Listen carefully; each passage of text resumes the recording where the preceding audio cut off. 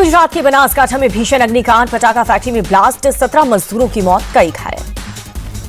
Factory का boiler फटने से हुआ हादसा, दमकल की टीम ने आग पर काबू पाया, रेस्क्यू ऑपरेशन जारी। हादसे के बाद जिला कलेक्टर और एफएसएल की टीम मौके पर पहुंची, घटना की जांच जारी।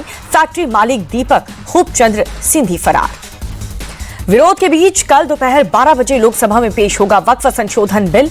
बिजनेस एडवाइजरी कमेटी की मीटिंग में सरकार ने दी जानकारी, कल ही बिल पास कराने की तैयारी। वक्फ संशोधन बिल पर चर्चा के लिए 8 घंटे का समय तय, 12:15 बजे से चर्चा की शुरुआत। चर्चा के लिए 12 घंटे का समय चाहता था विपक्ष। संसदीय कार्य मंत्री किरेन रिजिजू बोले, सभी दलों से व्यापक चर्चा के बाद ही बिल ला रही है सरकार, हम ईमानदारी से वक्फ बिल पर चर्चा चाहते हैं। रिजिजू बोले, बहस के दौरान हर वक्त बोलने का मौका मिलेगा, हर वक्ता को जरूरत के मुताबिक चर्चा का वक्ता बढ़ाया जा सकता है। वक्फ बिल पर जेडीयू के स्टैंड पर सस्पेंस बरकरार, ललन सिंह बोले, पार्टी का स्टैंड हम लोकसभा में बताएंगे, नीतीश को कांग्रेस के सर्टिफिकेट की जरूरत नहीं है। वक्फ बिल पर एआईएमआईएम अध्यक्ष असदुद्दीन ओवैसी का बयान, ये वक्फ बर्बाद बिल है, हिंदुओं और सिखों के धार्मिक बोर्ड में दूसरे धर्म के लोग शामिल नहीं तो वक्फ बोर्ड में गैर मुस्लिमों को जगह कैसे। वक्फ बिल पर सीएम योगी का बड़ा बयान, कहा वक्फ बोर्ड चंद लोगों के लिए लूट खसौच का अड्डा बना हुआ है, वक्फ सरकारी संपत्ति पर कब्जे का माध्यम बना। समाजवादी पार्टी के अध्यक्ष अखिलेश यादव बोले, बीजेपी हर जगह अपना नियंत्रण करना चाहती है, बीजेपी किससे क्या कहलवा दे करवा दे, ये बीजेपी का कमाल है। वक्फ बिल को लेकर सपा महासचिव रामगोपाल यादव का बड़ा आरोप, कहा माहौल बिगाड़ने के लिए लाया जा रहा है बिल, जल्दबाजी में जेपीसी में बिल कराया गया पास, विपक्ष को रिपोर्ट पढ़ने का नहीं मिला मौका। वक्फ संशोधन बिल पर बोले बीजेपी सांसद रवि किशन, कहा कि वक्फ बिल गरीब मुसलमानों के फायदे के लिए है, उनके लिए स्कूल कॉलेज बनेंगे और उनके लिए कई काम किए जाएंगे। कांग्रेस नेता इमरान मसूद बोले, वक्फ बिल पूरी तरह से असंवैधानिक, हमारे विरोध को दरकिनार किया गया। वक्फ बिल को विरोध पर जगदंबिका पाल बोले, सोची समझी रणनीति के तहत विरोध, रमजान के महीने का इबादत की जगह सियासत बना दिया। वक्फ संशोधन बिल पर आम आदमी पार्टी सांसद संजय सिंह का बीजेपी पर हमला, कहा नफरत फैलाने के लिए लाया जा रहा है बिल, महंगाई, बेरोजगारी और एमएसपी की गारंटी से ध्यान भटकाना चाहती है सरकार। वक्फ संशोधन बिल को लेकर रामदास अठावले का विरोधियों पर हमला, कहा कि कुछ लोगों के हाथ से निकाल ली जाएगी वक्फ की संपत्ति, बिल पास होने से लाखों मुसलमानों को इसका फायदा होगा। यूपी के सीएम योगी आदित्यनाथ बोले, आक्रांताओं का महिमा मंडन बंद होना चाहिए, राष्ट्र नायकों का गुणगान हो, हिंदू सहनशील हैं, इसीलिए औरंगजेब की कब्र सुरक्षित है। सीएम योगी आदित्यनाथ बोले, त्योहार में नहीं होनी चाहिए उद्दंडता, अनुशासन का पालन जरूरी। सड़क पर नमाज पढ़ने पर रोक को लेकर सीएम योगी आदित्यनाथ बोले, सड़क लोगों के चलने के लिए होती है, नमाज की जगह ईदगाह और मस्जिद। सीएम योगी आदित्यनाथ बोले, कांवड़ यात्रा हरिद्वार में गाजियाबाद तक चलती है तो वो तो सड़क पर ही चलेंगी, हमने कभी परंपरागत मुस्लिम जुलूस को नहीं रोका। कांवड़ को लेकर योगी के बयान पर ओवैसी का पलटवार, बोले कि हर धर्म का पर्व रोड पर ही होता है, फिर मुस्लिमों से तकलीफ क्यों है। बरेली में सीएम योगी आदित्यनाथ ने साधा अखिलेश यादव पर निशाना, कहा सपा के लोग गौकशी करते हैं, इसलिए उन्हें गौ माता के गोबर से दुर्गंध आती है, उन्हें अपने कृत्य से दुर्गंध नहीं आएगी। उत्तराखंड के कई स्थानों का नाम बदलने पर बोले सीएम धामी, काफी वक्त से लोगों की मांग थी, संस्कृति के अनुरूप होनी चाहिए शहरों के नाम, सुझाव आने के बाद नए नाम की घोषणा की गई। उत्तराखंड सरकार द्वारा कई स्थानों के नाम बदलने पर अखिलेश यादव का तंज, बोले उत्तराखंड का नाम भी उत्तर प्रदेश 2 कर दीजिए, उत्तर प्रदेश का नाम भी उत्तराखंड से जोड़ा जाना चाहिए। अखिलेश यादव के बयान पर उत्तराखंड बीजेपी प्रदेश अध्यक्ष महेंद्र भट्ट का पलटवार, यूपी में अपने दल को संभालें, जनभावना के अनुरूप बदले गए नाम। कैग रिपोर्ट पर बोले दिल्ली के मंत्री कपिल मिश्रा, केजरीवाल के भ्रष्टाचार हो रहे उजागर, डीटीसी से लेकर आबकारी हर विभाग में जम करके घोटाले हुए। एक्शन में दिल्ली की सीएम रेखा गुप्ता, देर रात समय पूरी बाधी सड़क निर्माण कार्य का निरीक्षण किया गया, अधिकारियों को जरूरी निर्देश दिए गए। कांग्रेस पर हमलावर हुए हैं केंद्रीय मंत्री ललन सिंह, बोले कि नीतीश कुमार जी को कांग्रेस के सर्टिफिकेट की कोई जरूरत नहीं, कांग्रेस अपने गिरेबान में झांके। 4 अप्रैल को केंद्रीय मंत्री अमित शाह का छत्तीसगढ़ दौरा, डिप्टी सीएम विजय शर्मा का बयान, बस्तर सम्मेलन में होंगे शामिल, रायपुर में प्रशासनिक बैठक लेंगे। एमपी के भोपाल में स्कूल चले हम अभियान का उद्घाटन हुआ, सीएम यादव शामिल हुए। सीएम राइज स्कूल का नाम बदल करके किया गया सांदीपनी स्कूल, सीएम मोहन यादव ने कहा कि ये नाम खटकता था, अंग्रेज चले गए लेकिन मानसिकता तकलीफ दी जाती है।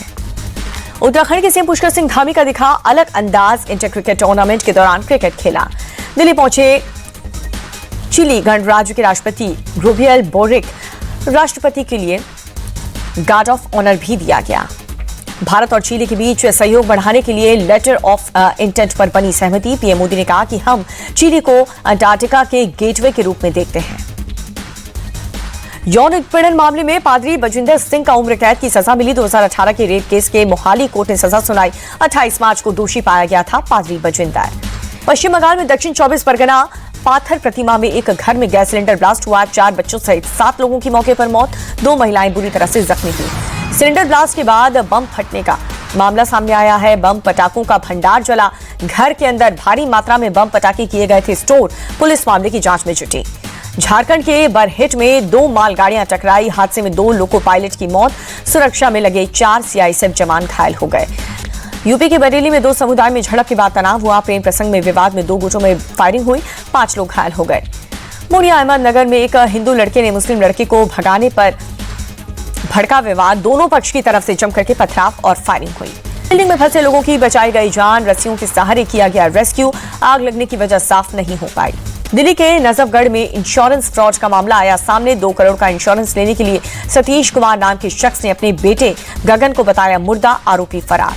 पुलिस के मुताबिक इंश्योरेंस के लिए 5 मार्च को फर्जी बाइक एक्सीडेंट करवाया, शमशान से फर्जी सर्टिफिकेट बनवाया और गांव वालों को 13वीं का भोज भी खिलाया। जांच में खुली पोल। कर्नाटक के दावणगेरे में स्टेट बैंक से 13 करोड़ के गहने की चोरी का मामला सामने आया। पुलिस ने 17 किलो 750 ग्राम सोने के गहने बरामद किए। दावणगेरे के स्टेट बैंक स्ट्रॉन्ग रूम में पिछले साल 28 अक्टूबर को हुई थी चोरी। चोरों ने बैंक के सीसीटीवी का डीवीआर भी चोरी कर लिया था। अयोध्या राम मंदिर में श्रद्धालुओं की पहुंच रही भारी भीड़। रामनवमी उत्सव के पहले मंदिर को रंग बिरंगे फूलों से सजाया गया। दिल्ली के छतरपुर में भी यादव कात्यायनी शक्तिपीठ मंदिर में भक्तों का तांता। चैत्र नवरात्रि के तीसरे दिन श्रद्धालुओं ने पूजा अर्चना की।